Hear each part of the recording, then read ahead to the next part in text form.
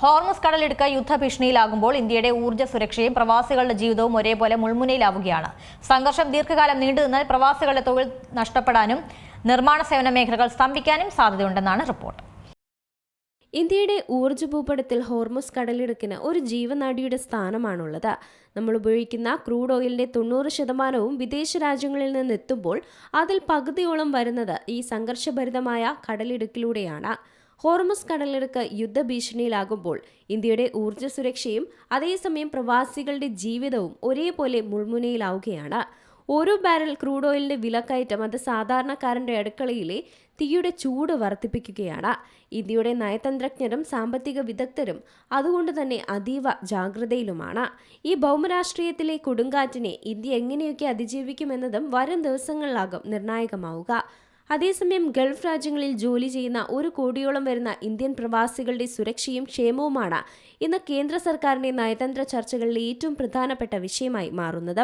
കേവലം ഒരു തൊഴിൽ മേഖല എന്നതിലുപരി ഇന്ത്യയുടെ വിദേശ നാണ്യ ശേഖരത്തിന്റെ നട്ടെല്ലായി വർത്തിക്കുന്നത് ഈ മണലാരണ്യങ്ങളിൽ വിയർപ്പൊഴുക്കുന്ന പ്രവാസികൾ തന്നെയാണ്.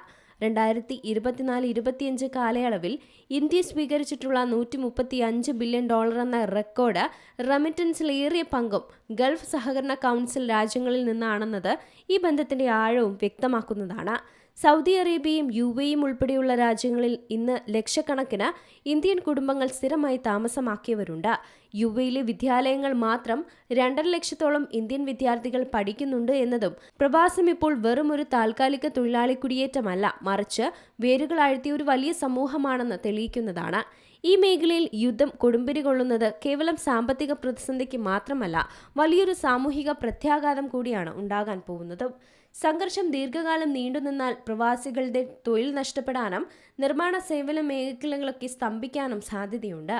ഇത് പണമൊഴുക്കിനെ ബാധിക്കുന്നത് വഴി ഇന്ത്യയുടെ വ്യാപാര കമ്മി നികത്താനുള്ള ശേഷിയെയും ദുർബലപ്പെടുത്തും. പ്രത്യേകിച്ചും കേരളത്തെ പോലെയുള്ള സംസ്ഥാനങ്ങളിൽ വിദേശത്തു നിന്നുള്ള പണത്തെ ആശ്രയിച്ചു നിൽക്കുന്ന പ്രാദേശിക വിപണികളും ബാങ്കിംഗ് മേഖലയും കടുത്ത തകർച്ച നേരിടാൻ ഇത് കാരണമായേക്കും. പ്രവാസികൾ കൂട്ടത്തോടെ മടങ്ങേണ്ടി വരുന്ന സാഹചര്യമുണ്ടായാൽ അത് രാജ്യത്തെ തൊഴിലില്ലായ്മ നിരക്ക് വർദ്ധിപ്പിക്കുകയും കുടുംബങ്ങളുടെ സാമ്പത്തിക സുരക്ഷിതത്വം തകർക്കുകയും ചെയ്യും. ഇതിനാലാണ് ഗൾഫ് സുരക്ഷിത താവളമല്ല എന്ന ചിന്ത പോലും ഇപ്പോൾ ഇന്ത്യയെ സംബന്ധിച്ചിടത്തോളം ഭയാനകമായ ഒരു ഓർമ്മപ്പെടുത്തലായി മാറുന്നത്. പ്രവാസികളുടെ ഓരോ ചുവടുവെപ്പും ഇന്ത്യയുടെ സാമ്പത്തിക ഭദ്രതയുമായി അത്രമേൽ ചേർന്ന് കിടക്കുന്ന ഒന്നാണ്. News desk C Malayalam news. ഏറ്റവും പുതിയ വാർത്തകളും വിശേഷങ്ങളും വിരൽത്തുമ്പിലറിയാൻ സി മലയാളം ന്യൂസ് എല്ലാ ഡിജിറ്റൽ പ്ലാറ്റ്ഫോമുകളിലും ലഭ്യം.